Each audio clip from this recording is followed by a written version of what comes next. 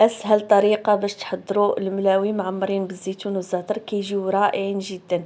بالنسبه للعجينه ديال الملاوي غادي نخلي لكم المقادير ديالها اسفل الفيديو وفي اول تعليق. كما كتشوفوا معايا من بعد ما كنعجنوا العجينه كنريحوها، طبعا كنقطعوها الى كرات وكندهنوهم بزيت نباتيه وكنريحوهم واحد نص ساعه قبل ما ندوزو لهاد المرحله. من بعد كناخذوا كل كره كما شفتوا معايا، كنطلقوها كندهنوها بالزبده وكنرشوها بشويه ديال السميده رقيقه وتنعمروها بالزيتون اللي مقطع مع شويه ديال الزعتر. عندي هنا كميه ديال الزيتون قطعتها وخلطتها مع الزعتر وهي اللي كنعمر بها الملوي ديالي، وكنبقى مستمره حتى نكمل الكرات كلهم بنفس الطريقه. وكنكون ريحت العجين، كنبدا باول عجين كما كتشوفوا معايا، كنبدا كنطلقها بهذه الطريقه، كنطلقها شويه وكندهنها شويه بالزبده. الزبده هي ديال البواطه، دائما الملوي الداخل ديالو غادي تخدموه بالزبده، ومني كنبغيو نطلقوه فوق سطح العمل كنطلقوه بالزيت النباتيه. صافي كندهنوها بشويه ديال الزبده، عاوتاني كنرشوها شويه ديال السميده رقيقه وتلفوها. وكما شفتوا معايا اللفه كيخصها تكون مرخوفه. ها نتوما شوفوا معايا كنجيب العجينه اللي ريحت كنطلقها بهذا الشكل وكندهنها بالزبده وكنرشها بشويه ديال السميده الرقيقه.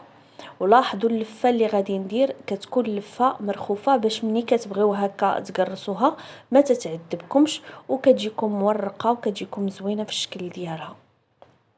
هانتوما شوفوا معايا الطريقه ديال اللف، كنتمنى يكون واضح. صافي كندوز مباشره، كنبدا باول وحده، كنبدا هكا كنطلقها فوق سطح العمل هي بشويه ديال الزيت النباتيه. وطبعا في هذا الاثناء راه المقله كتسخن، المقله تكون ثقيله، وكنبدا كنطيب في الملوي ديالي. انا عندي هنا مقله شويه كبيره كتهز ليا 3 ديال الحبات. هانتوما غتشوفوا معايا كنقرصوا فقط بالزيت النباتيه وما تقرصوهمش عاوتاني بزاف حتى ترققوهم، كنقرصوهم غير واحد شويه. تنعرفوا ان الملوي ما كيبغيش تقراص بزاف باش يجيكم هكا مورق من الداخل ديالو كيجي زوين. المسمن هو اللي كنرققوه بزاف.